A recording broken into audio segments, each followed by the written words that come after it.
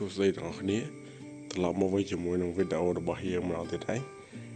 ថ្ងៃនេះយើងមកនិយាយអំពីរបស់លេងថ្មីអ្នកគ្នាក៏ជាផ្លែលើម៉ូតូថាមាននេះមានដុំស្អីមួយនេះខាងនេះរបស់លេងថ្មីដែលយើងនិយាយនោះគឺដុំពូល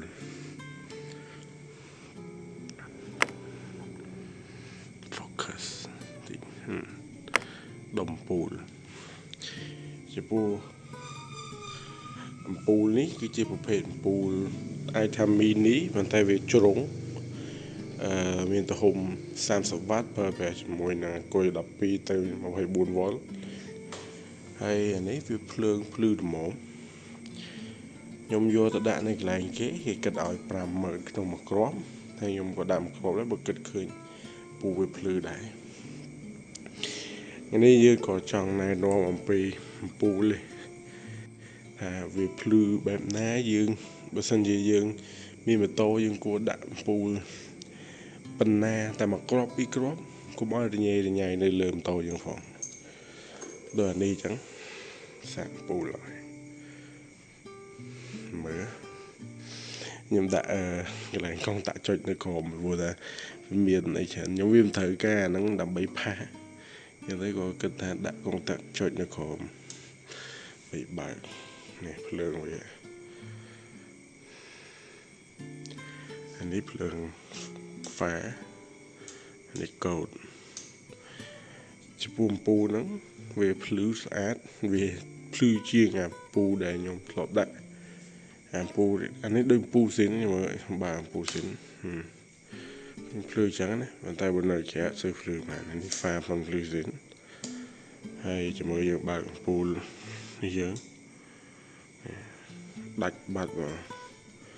ភ្លឺជះចាំងនេះបើកហ្វាប៉ុនពូនេះនៅបើកហ្វាប៉ុនពូដែលយើងដាក់លឹបណាដាច់បិទពូយើងវិញហើយមួយវាមានដង្ហែលផងនេះដង្ហែលលើពីក្រោយវាមិនធ្វើឲ្យក្តៅខ្លះហើយពីព្រោះការចាប់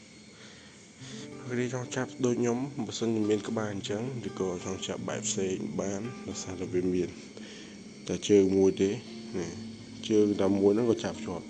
យើងអាចចាប់កន្លែងក្លោកកលៀតដែរបានអានេះក៏យើងចង់ណែនាំអំពីការប្រើប្រាស់អំពូលដែលយើងប្រើទេអត់មានគោលបំណងឲ្យច្រើនទេអូខេ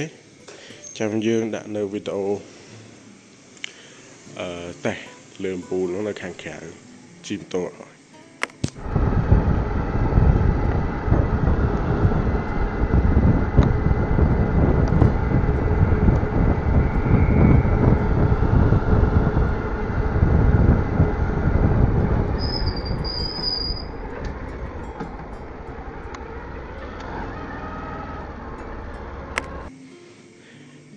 ហើយ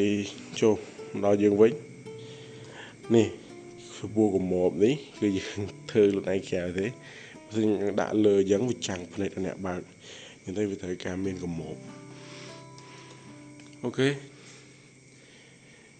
ចំពោះវីដេអូនេះគាត់ដែលយើងចង់ណែនាំអំពីការដែលយើងដាក់អំពូលថាគួរយើងដាក់អំពូលទូចទេប្រើប្រាស់បានមិនបាច់ដាក់ច្រើនហើយអត់អីវីដេអូហ្នឹងទៅដល់ទីបញ្ចប់ហើយនិយាយចង់ចេញអរគុណសម្រាប់ការតាមដានទស្សនាហើយជួបគ្នានៅវីដេអូក្រោយដែលនិយាយអំពីភាសាផ្សេងអរគុណ